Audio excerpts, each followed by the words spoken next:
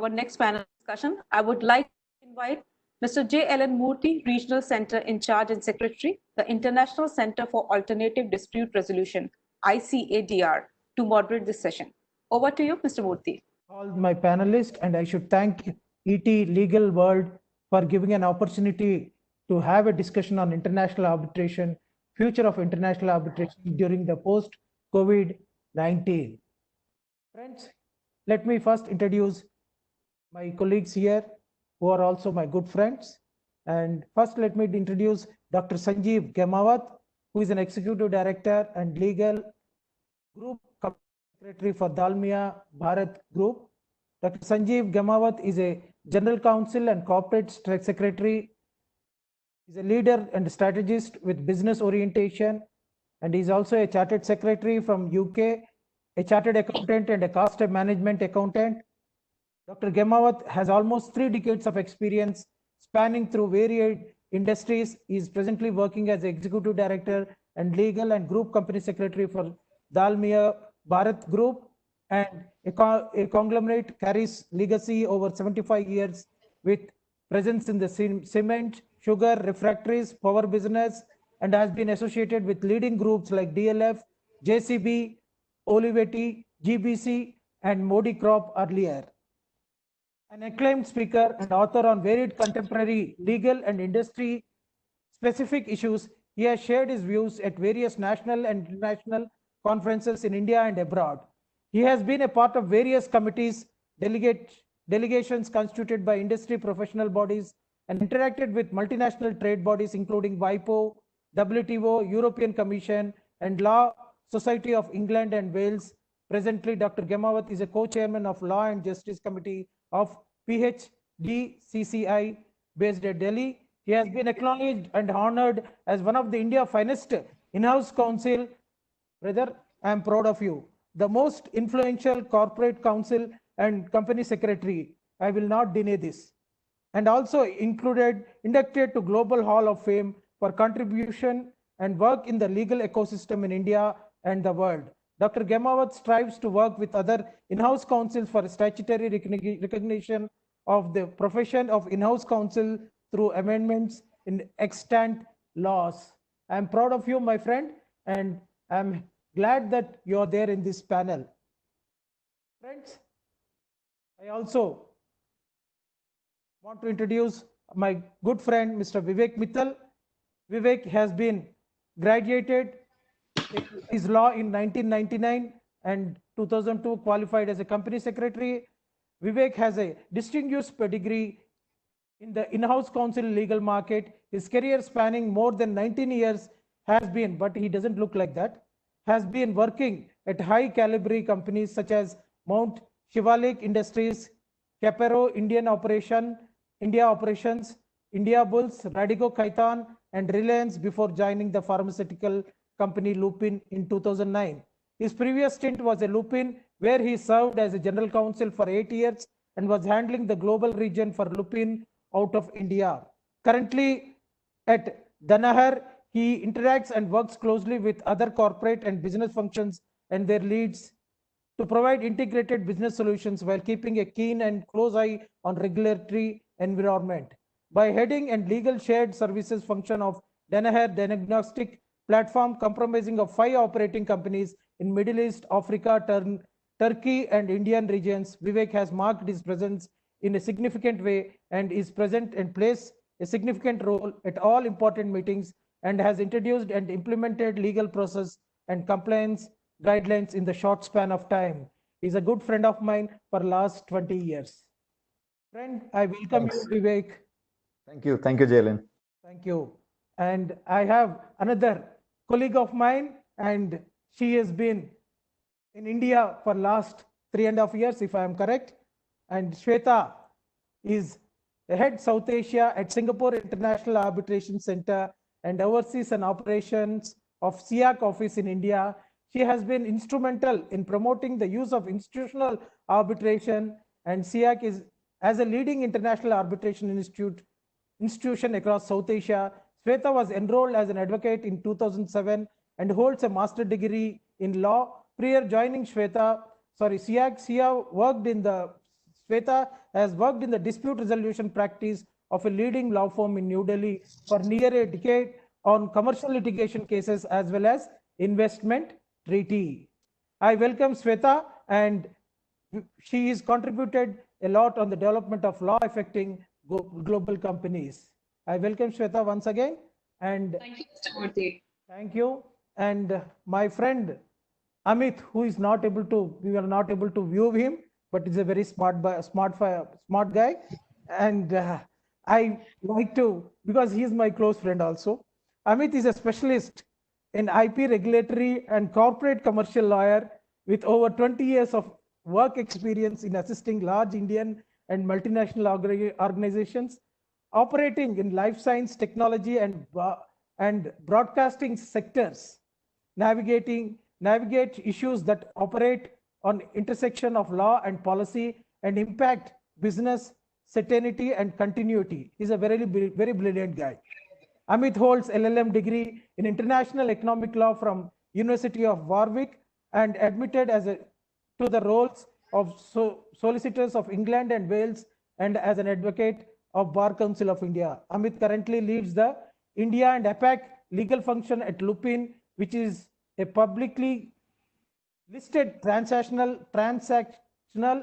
pharmaceutical business with USD of 3 billion in revenues. Amit leads a team of legal and compliance professionals that supports Lupin India and APAC business at all legal issues ranging from M&A, IP, regulatory compliance, policy, and corporate commercial and disputes. In past, Amit has worked with Monsanto, Tata Sky as a various senior in-house legal roles. He has been known to me since he was an assistant manager in multinational company. I am proud to be in this. I welcome you, Amit, and proud to be in this particular panel. Friends, now we have very senior players of the Indian companies and the multinationals here with the global heads. Now I think ladies first always. So I would be having the first question for the discussion for this future of international arbitration during post-COVID situation. Shwetha, are there any ways in which arbitration is currently more advantageous than litigation, particularly in the context of procedural flexibility? Thank you, Mr. Murthy, and a special thanks for such warm introduction. I think I smiled through the introductions of everyone, not just mine. And thank you, ET, for inviting me to speak at this special conclave. And who would have thought we would have e-conclaves and I'm running it through the day, in this manner. But going back to your question, in terms of, what are the distinct advantages of arbitration over litigation, particularly at this time, I think it really goes to the heart of the matter of, why arbitration exists and what is the special characteristic of arbitration. And that, I think, is the ability to adapt, and which, if we were to look at the current situation, of course, the way we do businesses has changed, the way the disputes are resolved have changed. So there's a lot of uncertainty, but because of the inherent ability within arbitration to be flexible and to be able to adapt, it is being able to actually withstand a lot of turbulation that we had seen, once COVID hit. And of course, now we've been so many months into it. And it's not easy to say for certain how long is this going to be. So I think looking from here on, the inherent flexibility has really allowed parties to continue with the processes and not let things stall for long run. And just to give an example of how the arbitration proceedings were sort of, the first response, to COVID was, of course, parties are not able to now travel and all of that. So some of them first reacted by asking for adjournments. But realizing that this is far longer than one had the foresight to, now everyone is very open to virtual hearings, and I'm sure everybody else on the panel would have had the experience by now to be part of virtual hearings. So I think we've learned to adapt to the changes, that COVID brought along. Sometimes, well, I think to myself that it's been more forced than what we were willing to, but it's a good change, and I think that in some level it is a time to revolutionize arbitration. We've always talked about the characteristics of arbitration, how flexible and efficient it is, but this is now the testing time that it will allow businesses to run as usual. It will allow dispute resolution process to not be stalled. And, even at SIAC, we've been seeing steady flow of cases, from, of course, we all have been working from home.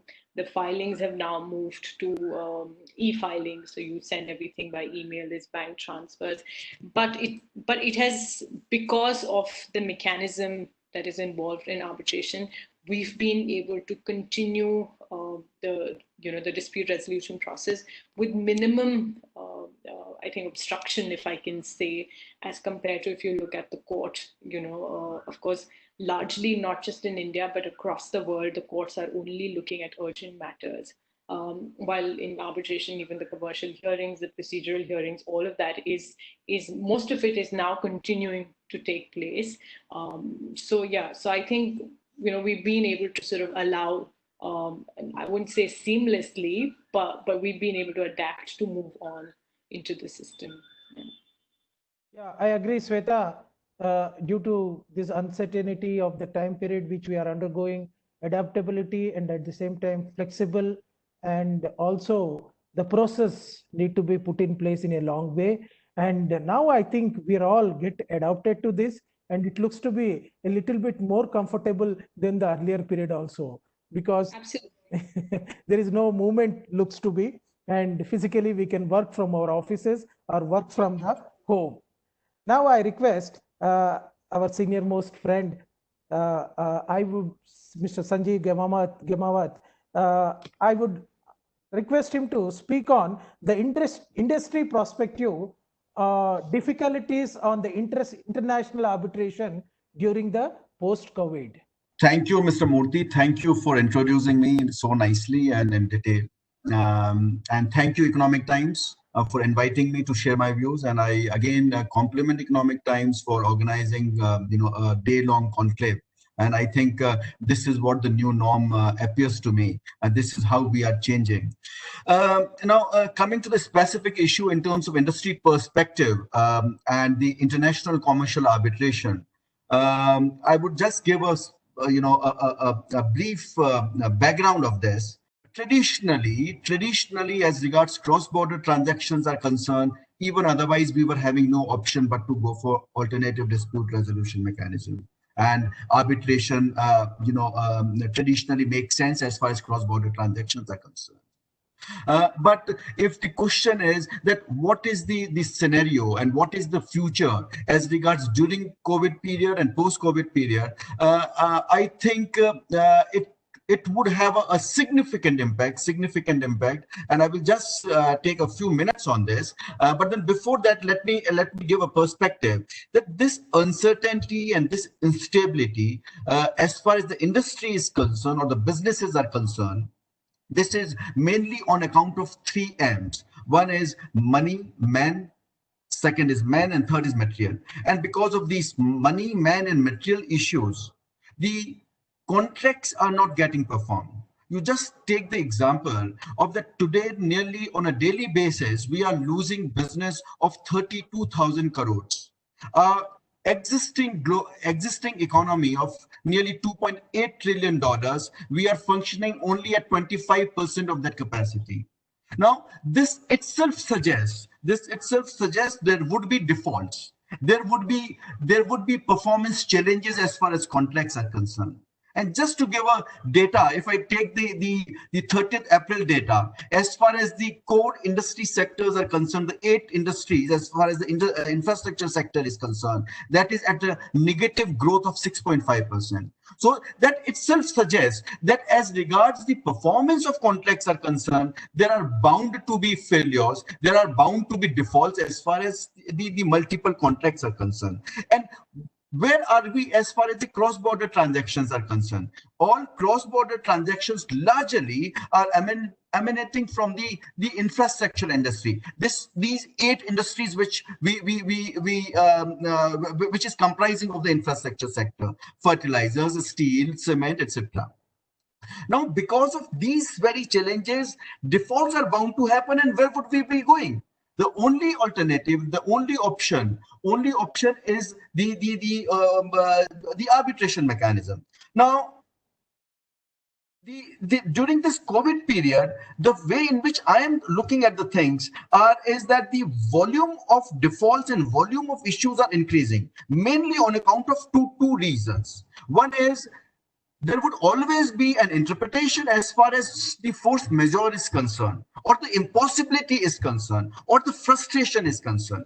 So there would be one set of litigation or one set of issues which would be going to the arbitral tribunals, and particularly in the cross-border transactions, that would be on account of frustration, impossibility, and force majeure. How to interpret those clauses? This is first stream. The second part would be the complete disruption which COVID has created as far as supply chain is concerned. Now, because of supply chain disruption, there are issues, in almost all organizations. Performance issues. Their supplies are not getting affected. Because of supplies, there would be defaults as far as your services to some other customers are concerned. So this is what would happen. But the difficulty here is, today, if I talk about the industry, is industry keen in terms of referring the matters to alternative dispute resolution mechanism or arbitration? People today are waiting and watching. Only if the push comes, then they would be referring the matters to arbitration, because today the question is of survival and sustenance. Today is not the question in terms of contesting your issues before the arbitral tribunal. So people are waiting and watching. But there would be ultimately a time, that time may be 6 months or 1 year or so, when these issues would ultimately get referred to arbitration. And at that point of time, the disputes market in India and disputes market vis-a-vis the cross-border transaction would be humongous. And this is how I'm looking at the volume of business is concerned. Now, you also talk about the future of the international, commercial arbitration.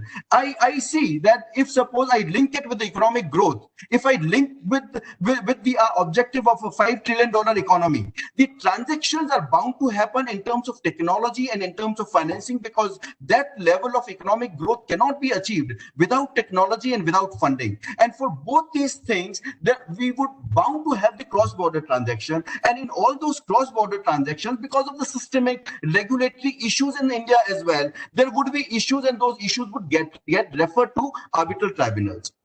The only positive point, and which is the positive outcome as far as COVID is concerned, is that there is a sense of realization, and particularly because of the cross-border transactions and the international commercial arbitration, because that experience was always available earlier. Experience was available in terms of virtual hearing. Experience was available in terms of e-filing. Experience was available when there used to be say either institutional arbitration or even in the ad hoc arbitrations, where the foreign arbitrators were there. That experience was always available. Today, if you notice, even the domestic institutions or domestic ad hoc arbitrations, they are in a way trying to replicate. They have not fully replicated, but then at least an awareness has come, that yes, we need to create that kind of infrastructure. Awareness has come that we need to change our mindset and we need to change our attitude. So this is what the positive things which I'm looking at. So let's see how it goes. It's just initial comments as far as your main question is concerned. I'm open in terms of further deliberation on this. Thank you. Thank you, Sanjeev. I think the industry perspective of the difficulties what we are facing domestic and also international, very specifically on arbitration during the post-COVID, you have explained very clearly. Yes, I agree with you. We need to change from the traditional cross-border situation to a where we are currently under the pandemic situation, that the contracts are much getting affected. At the same time, the availability of this kind of a situation, the using process, the systems were already available, but we may not getting used to that. Now we are getting used to that forcibly, which yes, which everyone will also agree on that. And very specifically, the India is a very major stakeholder in the supply chain side, and it is having one of the biggest population in the world. And stopping the supply chain here, I don't know what will be the tomorrow situation for us to adaptability in very specific to the contracts, and also the usage of arbitration in the international side also will become a forcible situation. I do agree. I think we will deliberate on this, and I think you have brought in focus on the difficulties on this, and I thank you on this. Now I think we will move to our friend Vivek Mittal. What are the challenges currently being faced during the virtual hearing? So thanks, Jalen. Thanks for this session, and thanks CT for inviting me for speaking for this session.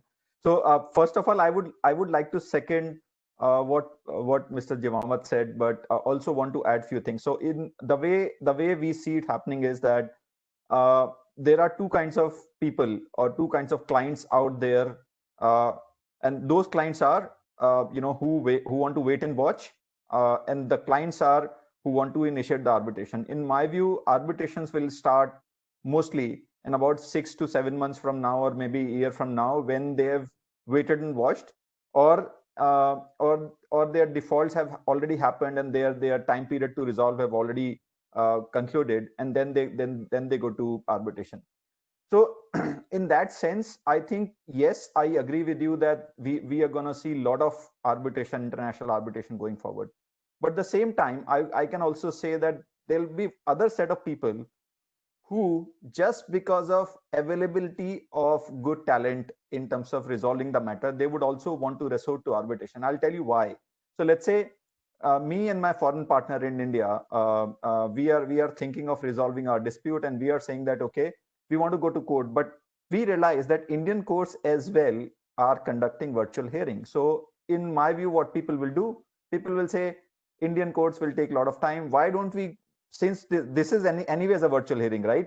If you go to court and if you go to arbitration, why not tap a good talent outside India, and why not go to arbitration and try to see if we can resolve the dispute? I see that also happening in near future.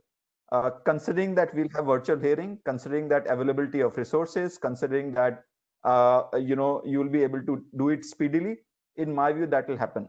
But in any event, as we are all deliberating, I had to speak on challenges in virtual hearing. Yes, there are a lot of challenges in virtual hearing right now, and I'll tell you why.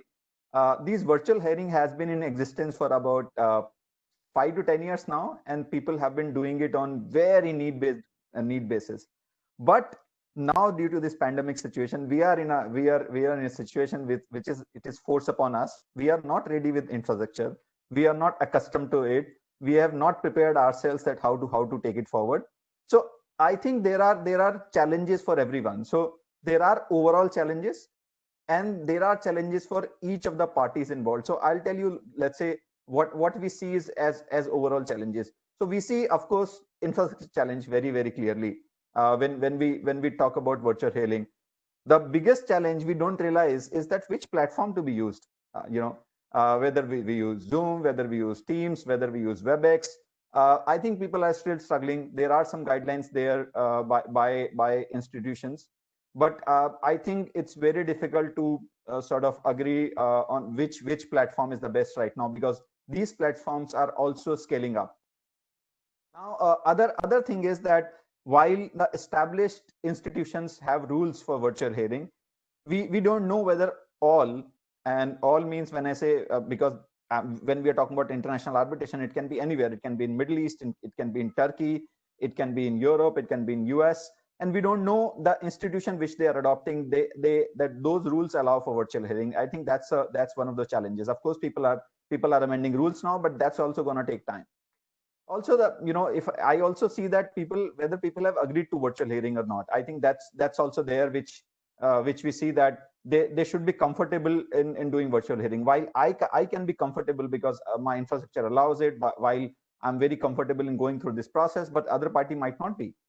So that's there. Also there are challenges for time zones, because let's say earlier what used to happen is if there is an arbitration in Europe or US, I would actually fly there and work in their time zone. But now, me sitting in India, having a US arbitration is very difficult for me to do.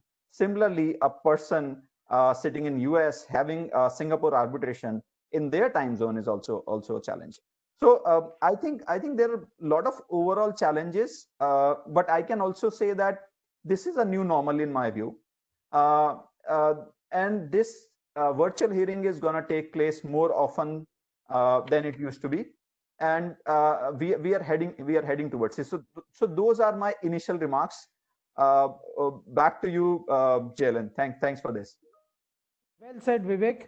I think you have said in a very simple way. I agree with you. The virtual part is going to become a part of our life, and you have been said very clearly that the last resort is going to be, instead of going for a litigation, arbitration is the best one. I think today example, ET has been conducting this virtual ADR is one of the good examples. They have well conducted this particular thing. At the same time, you have been said that the infrastructure, time zones, all these things are going to be our future lookout, and we also need to get adjusted to this. And I request, Shwetha, you have any comments on this? Yeah, I mean, just to add to a couple of points that Vivek just mentioned. One is about, whether the institutional rules are compatible to allow for virtual hearings. So most international institutional rules do provide for it. But I think, today morning I was just reflecting over that where would really the problem lie? The problem would lie if the parties do not cooperate. Or for example, if two parties say that we do not want to have virtual hearing, can the tribunal, force it upon the parties to have a virtual hearing? What will be the impact in terms of enforceability of that decision, if it is allowed to be proceeded to so. So, I think there are within the practicalities, the difficulties that exist are also certain legal implications, which are now being tested and considered. And I think a lot of things will become clearer as we go along. I think, in my view and experience that I've seen, largely parties so far have cooperated. If one party could not have access to documents, whatever, and they could not go ahead with virtual hearing, the other party cooperated. But as like I said in the beginning, this is panning out to be much longer than we all thought it to be. So we will see more and more conflicts. And once that conflict sort of comes out on the surface, how do we deal with it? How will the tribunal deal with it to be able to ensure that you eventually have an enforceable award and all these issues do not get challenged again and again? So in addition to the practical difficulties that Vivek mentioned, of course, about the time zone, the software being used, about coaching witnesses, how do you ensure that there is somebody else not in the same room where you're cross-examining a witness? So all of these factors, there are also certain legal implications which I feel the legal community is now battling and trying to sort of understand how to be able to maneuver around it, and so that you don't have these challenges come up later. What Shwetha said is that I think due process, Shwetha, you were talking about, and yeah. I think due process is going to be a big challenge for international arbitration, clearly, when we do virtual hearing. So yeah, I completely agree with you, and I had already made this point that parties need to agree for virtual hearing.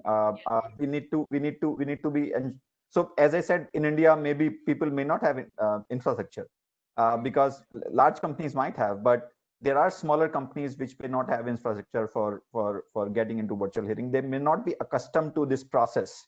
We have come along. We have been doing this virtual meets for a long time, but a lot of people have not. So I think that's a practical challenge. I agree. Yeah.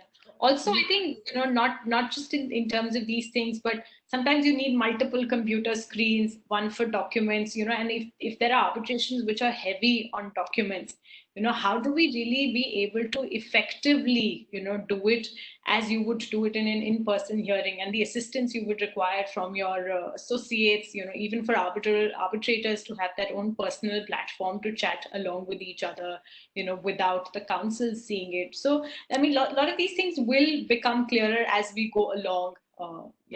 That's just my view. Thank you, Shwetha, and thank you, Sanjeev, on your comments. My friend is back on the screen now. I would like to ask, what are the flexible options which international arbitration already efforts to its parties, and how can these be used to ensure progress is made? Okay, so Jalen, thank you so much, and thank you, ET, for for giving this, creating this platform and giving all of us opportunity to share our thoughts. I think before I answer that question, Jalen, just a quick couple of comments on discussion so far.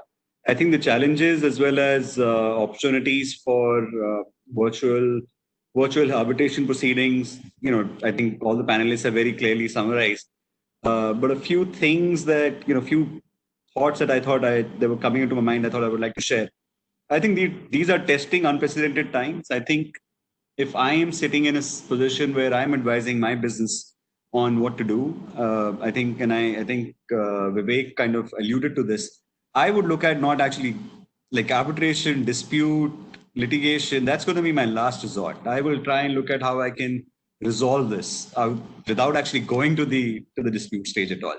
And that would remain my consistent advice to anybody who's there on the panel to say, okay, please avoid any sort of a dispute in this period. Try and be reasonable, try and be more cooperative with your business partners, be reasonable, be rational, and just don't look at self-interest. And that probably could be the best way to avoid a dispute. But if you are headed towards a dispute, I have a couple of live examples which I am dealing at as well right now. I think you would be faced with the choice of whether you are in a better position to handle a virtual dispute resolution mechanism, or is your opponent is. And I think that could probably guide some, your strategy as well. The issues that Shwetha mentioned around procedural issues, the informal banter that goes around, I think that's definitely the entire ecosystem will evolve. I think the discipline of conducting arbitration proceedings, I'm sure on the international level it was already there a little bit, but I think on the domestic front, definitely that is going to get a leg up. Everybody would have to, because these are in-camera proceedings, the proceedings are being recorded, your each and every word is going to be repeated, you will be picked up on those, and at appeal stage, you may all be played back. So I think discipline is going to definitely come in the proceedings. I think the proceedings are likely to be even longer drawn, because in-camera proceedings, every word being measured, and the fact that they can be replayed all over again, and contextual interpretation of what was admitted and what was not admitted would be given. So it just means that possibly that arbitrations and litigations could potentially be more long drawn. So case in point, I would say avoid, first of all. But efficiencies, I think some of the things that you rightly pointed out, I think there are a number of efficiencies that get created. I think there are the various institutions have come up with multiple ways to ease ease the process of an alternate dispute resolution between parties. They have enabled multiple changes. For example, in-person hearings and appointment of emergency arbitrators. That is something which institutions are kind of are enabling.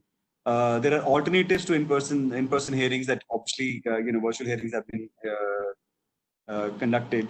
Flexibility is being given. Arbitration, which it anyways provides significant flexibility in allowing parties to tailor and adapt processes to meet the specific requirements of the dispute. It's actually particularly useful for parties and counsel to navigate the obstacles created by COVID. So solutions like virtual hearings are flexible. They are you can play around with the time. You could even across cross-border disputes where parties could be. In fact, currently, for example, we're dealing with a situation where a party is based out of Australia, somebody's in the US, and we are looking at India, and just the time management of all parties at different locations in the globe. That becomes a sort of a discussion point, and you have to arrive. But the fact is, there is flexibility. Parties are able to, because they're able to calendar their time properly, and there is flexibility there.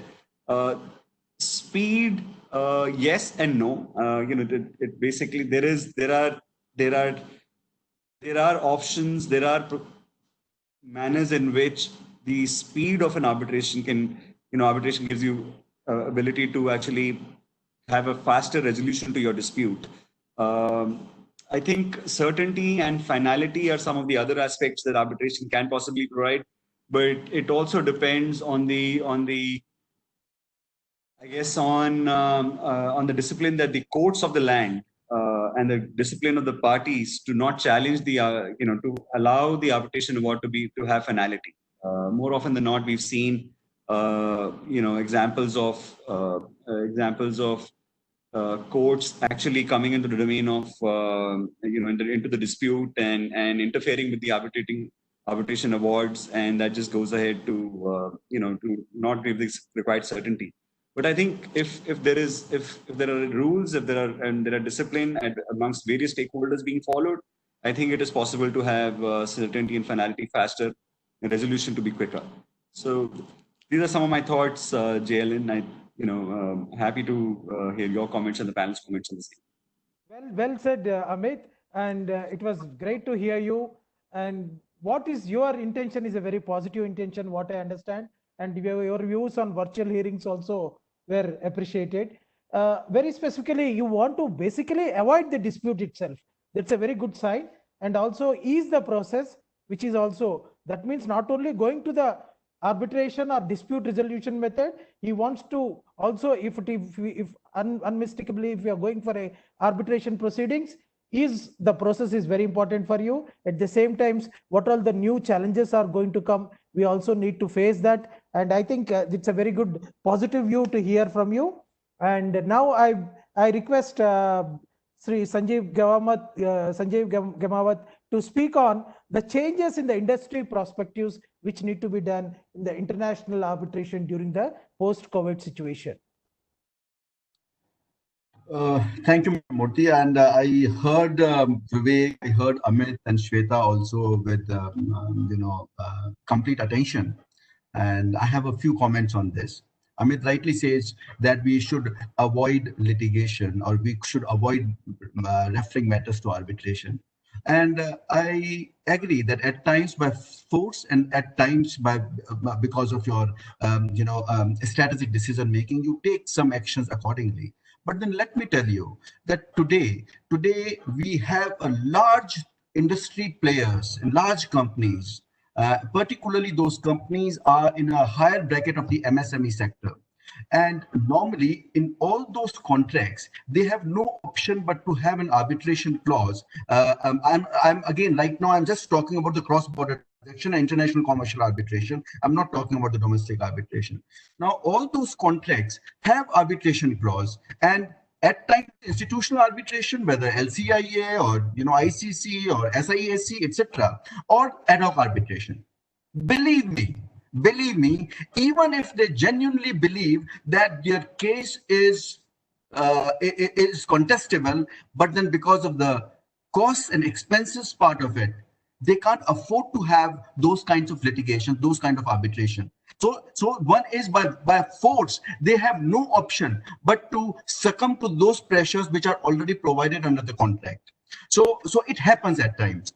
I heard, Vivek and Shwetha as well. And as regards the virtual hearing part is concerned, and of course, we are all upbeat about it, but the realities of life are very different right now.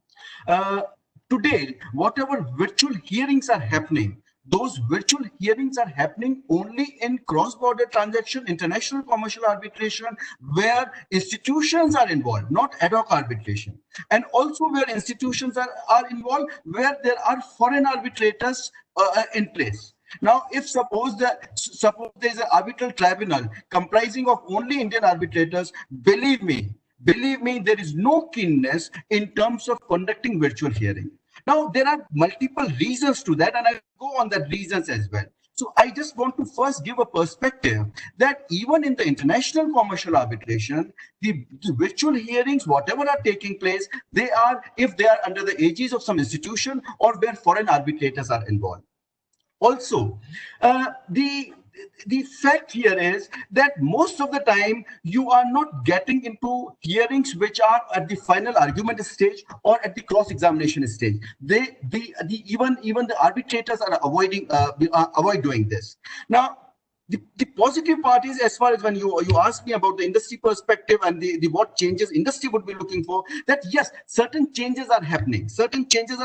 No doubt about it. Changes are in two parts. One is the infrastructure and the second is the attitude part. On infrastructure and attitude, these two elements are too critical as far as the future period is concerned, or the post-COVID period is concerned. And why I say so? Today, as far as this triangle of the three axes of the triangle, which is one is bar, second is bench, and for want of words, instead of saying client, I would be saying buyer, because ultimately we need to come to a situation that bar and bench are serving the buyer, which is the client, and this is ultimately a service industry. Now, in this axis of these three players, Vivek mentioned that, or even Shwetha said that that clients should be agreeing to this. The fact is, even the two other axes, which is bar and bench, are they agreeing to have virtual hearing? Are they really agreeing to have? Because of the very reason that on those two parameters of infrastructure and the attitude, they are lacking. When I say infrastructure, I'm talking about infrastructure as an individual level, as a professional individual level, whether that be a judges or arbitrators or the lawyers or senior advocates or law firms or even clients also. So I'm talking about that infrastructure at an individual level and also at the institutions level. The second part, when I talk about attitude, the complete mindset in terms of holding these hearings at the virtual platform, where traditionally, and rightly so perhaps, because the way in which the arbitral proceedings take place, now arbitral proceedings has a peculiar kind of approach, where there is a lot of informal interaction, not between the arbitrators or client or arbitrators and lawyers, but then even inter say relationship. There are a lot of informal interaction during the time when they are having lunch or otherwise also, even between parties to parties as well. Now, all those things matter a lot, and that is one reason that from an attitude and mindset perspective, even these three parties are right now not ready in terms of contesting these cases through a virtual platform.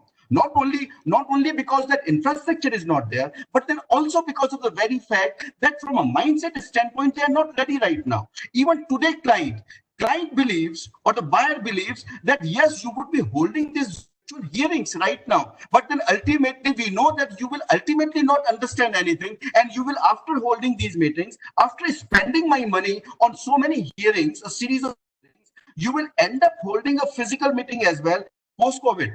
So a situation like this, a client who is even otherwise suffering because of the COVID situation or the market dynamics, why would he be investing money or spending money in these expensive litigations or arbitration? So this is what the change in mindset and change in attitude is required. So the only positive part, as I mentioned earlier, the positive part is the judicial reforms which were happening from a electronic and technology standpoint. There is a preponement of that. Today, Indian courts are taking actions in terms of creating that infrastructure. Indian courts are taking action in terms of development of that attitude through training, awareness, etc. So that preponement has already happened. The fruits of this preponement, perhaps we might not be able to achieve in the 6 months or 1 year time, but then yes, we are right now ready and institutionalizing all these infrastructure for the times to come. And I think rightly so, that we need to be ready with all this kind of attitude problem and the infrastructure problem.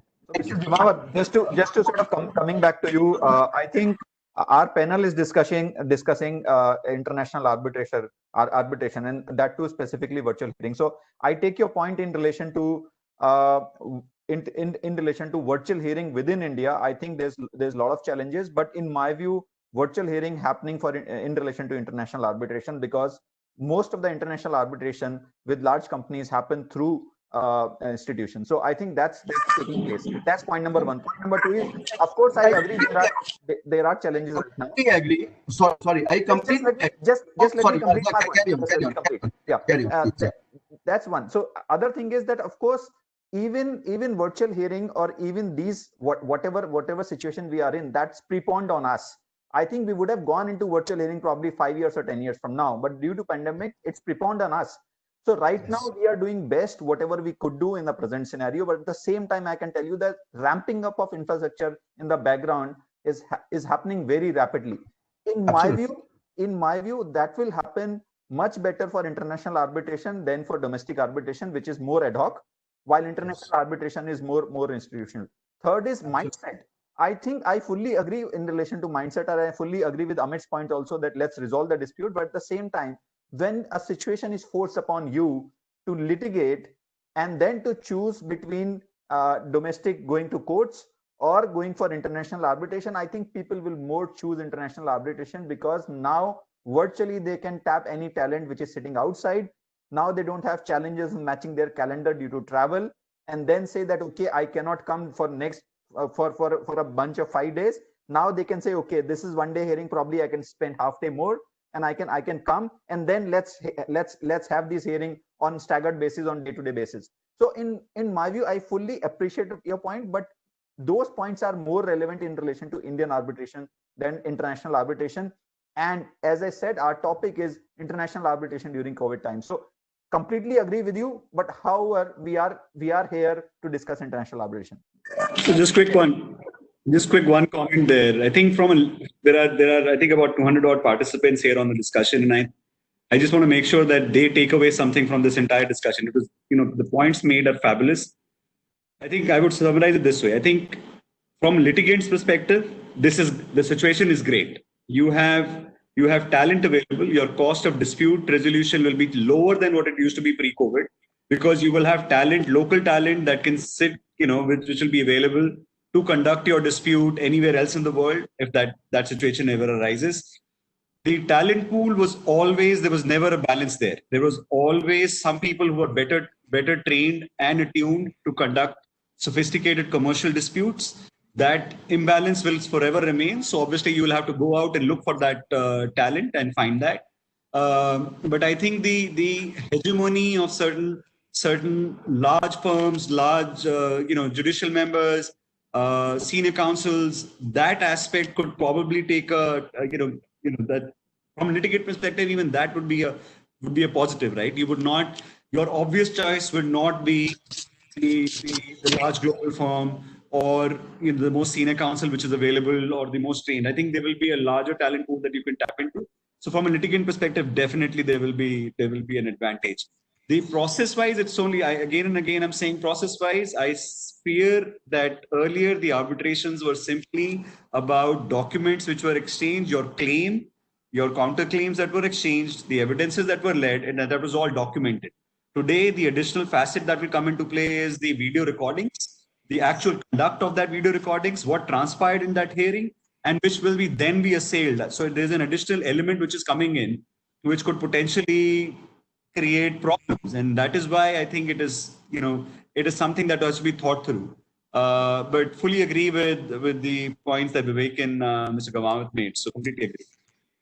Yeah, I observed a few comments. Very specifically, Sanjeev was mentioning about the affordability and agreeing by the bar and bench. I think these two causes are very important. Why? Because he specifically mentioned about the SME contracts. Yes, because the affordability for the SME contracts for an international arbitration will be very difficult for them, because it is bringing a forcible arbitration process for them. At the same time, agreeing from the bar and bench is also very, very important. It gives the same equal weightage. I also agree that the Vivek has been saying that the usage of internationalization of the process, Indian adaptability is slowly going to come in place, but it requires some more time. And I think both were agreed by Amit. And I would like to ask one more question with Shwetha now. What kind of innovation or solutions can tribunals or counsel adopt in current circumstances to assist the smooth functioning of an arbitration? So before I add on to the question that you've asked, I just wanted to add a couple of points to what we've been discussing. And I think one of the most important point, where we're talking about the shift to virtual hearings and new mechanism, is about the cost saving. Of course, the two challenges that Mr. Gemawat talked about the infrastructure and mindset exist, but the two are something that can definitely be overcome. and which is what I talked about, that how you adapt, how open are you to adapt to this change, so you may be reluctant, but when you are forced to and do not have an option, and in some way this is actually a blessing, because it will allow you to save so much cost on your arbitration proceedings. Imagine that the cost for travel, the hearing related, all of that gets substantially cut down. So, whether it's domestic parties or international parties, the baseline remains the same, right? In terms of how you want to proceed with your arbitration proceedings. And this consideration will remain paramount for Indian and foreign parties both. So, I mean, to my mind, it will actually even further the entire purpose of, why parties choose arbitration, because with this virtual mechanisms and, and this shift, they will be able to significantly tap into efficiency of arbitration. And now to your question about what are the innovations, I think there are within the arbitration mechanisms, there have been different innovations that have been taking place over the years, and a lot of institutional innovations. And I think that time has now just come to test more of them and use them. One important change that I would foresee is something that parties would maybe choose more, is about documents only arbitration. So I mean, to minimize what is not required. If it is not required to unnecessarily get into in-person or have oral hearings or cross-examination of witnesses, then parties, I think, would now be more open to do away with. So documents only arbitration is a very, very important tool that we will see. Something maybe because of the force majeure and these frustration of contracts, etc., will be the use of early dismissal procedure, where the institutional rules provide for. So if you are able to strike down the claim at the threshold, then there is no need to go on with the entire proceeding. So that is again a very important tool. Thirdly, emergency arbitrator. Given that the courts largely everywhere are functioning on only urgent matters, which we look at it maybe criminal or family related, if in a commercial dispute you need an urgent relief, the best way to do and the fastest way to do would be to get an emergency arbitrator appointed and get a relief from that. So, I mean, these are some of the innovations, but an innovation that's not been thought of now, but it's been existing, but I think going to be utilized more because the times have changed and times require so. Just a quick point there, Shwetha. I think, I think your thoughts, and in fact, the entire panel's thought, we are talking about dispute resolution through arbitration. And I think I was trying to make a point that in these very uncertain, unprecedented times, it could be litigants would probably be better served to have avoid a sort of a dispute, right? And figure out. What do you think about mediation? Wouldn't mediation be the first step that parties should explore to be, I think that's an alternate dispute resolution, not actually in arbitration, but, you explore through an expert mediator, if you can resolve a dispute. That is something that I think if participants are, I would leave some food for thought for the participants. And if you have any comments on that, Shwetha. I think mediation has always been a very effective tool, but extremely underutilized tool for resolving disputes between the parties. Now we, of course, have the mediation convention. There are also mechanisms like METAI, where you can have a mediation after the arbitration has begun. So where you literally have more cards out, and the chances of a successful mediation are more than pre-arbitration mediation. So there are these options, but like you said, it will also depend a lot on how much parties are willing to cooperate and take down this road to resolve the dispute. I mean, personally, I feel mediation is really a great way, not just to be able to amicably resolve the dispute, but also for significant cost and time savings, because you're able to cut down on a lot of procedures. But because parties do not really come on the same page so often is why mediation, I feel, is not so successful, which really remains at the root of the conflict. So once the dispute arisen, you sometimes choose to oppose even when there is no need to oppose. But you realize what is more important at this time. I think one of the biggest changes with this COVID is really filtering out what is not required. And if you realize you need to have your resources utilized in a more effective manner, you can't afford to go around and stay. So you could Will be more open to mediation than before. So you could close the gap. I mean, in a dispute situation, by way of mediation, parties can close the gap in their difference of an understanding of a situation, and if effectively arbitrate on a very limited point, so the gap which remains. That is probably a better way to approach a dispute situation in an international context. So. In fact, APAC is a very effective tool that I think a lot of parties have not explored at all, and very few also know about it. But I think it's a very interesting tool in the way it functions, because it's able to merge the best of both and have more chances where parties are able to successfully mediate once the arbitration has commenced, but you don't go all the way through the arbitration. So one comment there from my side is that normally so far we have seen mediation as a softer tool in one sense, and I think many times parties want to go through the entire process of document discovery, witness process, and someone with a probably 3 panel to decide where you are, rather than a shorter process of mediation.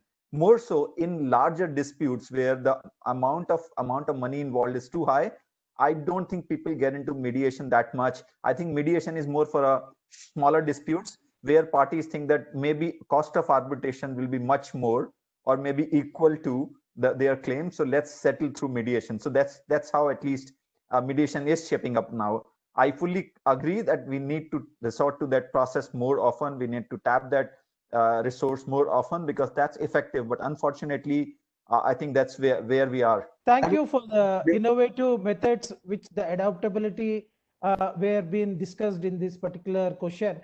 Now, I think then few things have come in place which are already existing in South Asian countries in the internationally, very specifically the institutional one, and by usage of only the documentation, and also adaptability of in-person witnesses. All these things will go away, and emergency arbitration process may start off due to this particular COVID situation. And very specifically, when the mediation aspect has been discussed, I think you're all aware that the Singapore Convention, which has happened in 2019 on August 7th at Singapore, has given more avenues for the adaptability of mediation, because earlier it was only for the family courts or the family disputes it were being used. But at the same time, the existing 2016 rules which were there by the company law under section 442, the NCLT and other institutions where the international multinational companies also, when they want to go for an international mediation purpose also, this particular area of new avenue which the Singapore Convention will give great future for usage of mediation at the lower cost. At the same time, the innovative method which they're existing already as a mediation rules in 2016. So I think these are all very good suggestions given by all of you, and take you forward with another question asking Amit, what are the benefits of arbitration during the COVID-19 pandemic situation? Amit, are you there? I think, yeah, I'm there. I think the benefits of arbitration, I think the panel has been talking about that. I think the flexibility, the ability to have to actually be in control of your own proceeding, of your own dispute. I think that's probably one of the biggest advantages of an arbitration process over and above your traditional litigation. Primarily because it's not the courts that you're dealing with private arbitral with a panel, and there are, if you are more so in an institutional arbitration rather than an ad hoc arbitration, more likely institutional in the international context, it is your entire proceedings are far more disciplined. You are more in control. There are defined dates, there are defined deadlines. You can set out the number of potential hearings that would, timetable that would be conducted in a potential dispute. You would have a more clear idea about your budgeting. I mean, you could figure out with relative certainty how much you would have to outlay in terms of, in terms of costs for that particular process. So flexibility, speed, again, I think speed is a definitive advantage.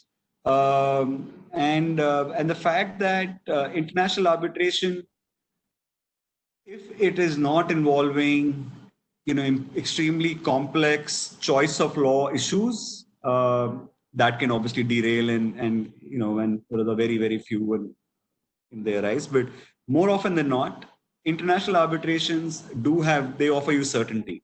Any courts, including India, will try and resist interfering with an award, and there is reciprocity between because of various treaties that have been signed at the global level, that the countries would actually respect international arbitrator tribunals. There are a number of efficiencies that you can gain in actually going through a alternative dispute resolution process. And I think the panel has, during the course of this conversation, has talked about a few of those, including what I've just said so far as well. Yeah, I appreciate your views, Amit, because the institutionalization is going to be more usage in this particular pandemic situation, and where it will be well disciplined manner which can be used, and also the panels and other expertise can be used this kind of a new methods which people will get adopted. And I appreciate your discussion on this. Now I think one more question which I will what are the broad issues of clients or law firms and tribunals face in respect of virtual hearing, Vivek? So I think we discussed a lot, but just to give you a few difficulties for clients, because I'll be the client first. That's how I see it. So briefing to law firms or counsel may be a client, maybe a difficulty for me, because earlier people used to meet and talk more often. Now virtually, you don't bring the feeling or body language to it. You just have a voice which is talking to you. So I think that's a difficulty for client. Of course, the retrieval and production of documents.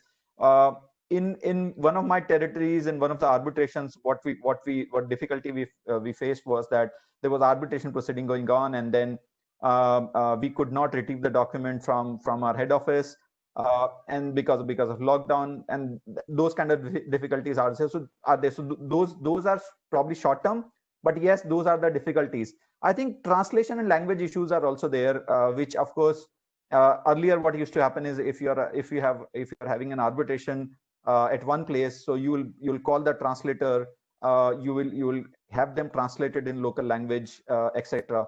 Or let's say a tribunal speaks some other language and witness or parties speak different languages, then of course you could have a translator there. But difficulty now is in virtual hearing, it's an infrastructure challenge. Preparation of our witness is also a challenge. So I think for clients, there are a lot of challenge. At the same time, law firms and counsels, they also have a lot of challenge, like how to get a clear instruction, how to access those documents, because sometimes documents are too bulky. Setting up probably a virtual document room, etc. How you're going to witness, how you're going to interview the used to happen. Probably parties will make a witness nervous. You cannot do all that right now. You cannot go through all that process. So those are the challenges there. Preparation of case, meeting of clients, disclosure process can be more cumbersome, clearly. So I think there are challenges for law firms and clients, clients and counsels. But at the same time, for tribunal, earlier tribunal used to discuss with each other if a cross is going on, if documents are being produced, if one party is making argument. That side discussion has completely gone now. I'm sure that we'll have that infrastructure fixed very soon, even in the virtual hearing. But yes, right now that's the challenge, that how to have those side chats, even within clients, even a client with his lawyer. I think those are the challenges. Of course, right now we do on WhatsApp if we are on virtual hearing, but yes, we should have a more foolproof method for doing that. challenge also is that, if a hearing is going on and there's a tribunal which is hearing the case and one tribunal member loses the internet connection, then how do we proceed with those kind of issues? So those are the practical challenges which are being faced. Having said that, as I said, that I think it is preponed on us, and I think if we go through this process, we will have more better preparedness going forward. And I think this is the future because of cost saving, because of speedy process. I also think that because, as I've been making this point, you can tap a talent now more often. So in my view, there are challenges right now, but yes, we'll reach there at one point in time, that we'll resort to more often this virtual hearing than the personal hearing. Yeah, thank you, Vivek. I think a wonderful discussion went on. Due to the paucity of time, we have to take few questions now, which is very, very important. And those who want to... I request Mr. Murthy, running out of time, maybe we can cut short with the questions. One question? Sure. Okay. I think the people, the panel person who want to answer this can raise his finger so that you can answer. While international arbitration may be more quick to move to VC-based arbitration, do you foresee Indian arbitration will also be able to be as an efficient as international arbitration? Yeah, Vivek. So I can take that. So as Mr. Gemawat was saying that that there are challenges in domestic arbitration, clearly, because we more go for ad hoc arbitration. I think in India, this will scale up clearly in coming period, but we need to go to more institutional arbitration than ad hoc arbitration, because institutional arbitration offers infrastructure and a platform which ad hoc arbitration will not be able to give you. So I think it will scale up, but in some time. Quick comment. I think the domestic arbitration process so far had serious flaws where parties could hijack the rules to, there are various, instances where an arbitration clause, you would simply send a notice after, and the hearing would be held, the ex parte arbitration award would be passed. I think those sort of situations will definitely get curtailed or cured if you have in-camera virtual hearings. I think it's a very positive move if the domestic arbitration also takes up virtual hearings. Thank you, all the panelists. A wonderful discussion went on today on Mr. future. Very briefly. I agree with all those points. I said two things: infrastructure and attitude. A point which I missed is I think a serious need to improve quality of our arbitrators. Quality of arbitrators in terms of commercial understanding and commercial knowledge issues. Quality in terms of professional approach to deal with these issues. And I think unless we develop that, I don't see a future as far as virtual hearing. If we address this issue, there's a great future. There's a great future because we have businesses all over the country. And if suppose we develop that infrastructure and if we develop that attitude, even not only the cross-border transaction, even in the domestic arbitration also, we would achieve, tremendous results. Particularly considering the fact that Indian litigation system or Indian justice delivery system is absolutely inappropriate right now in terms of addressing the commercial issues of the commercial world. Thank you.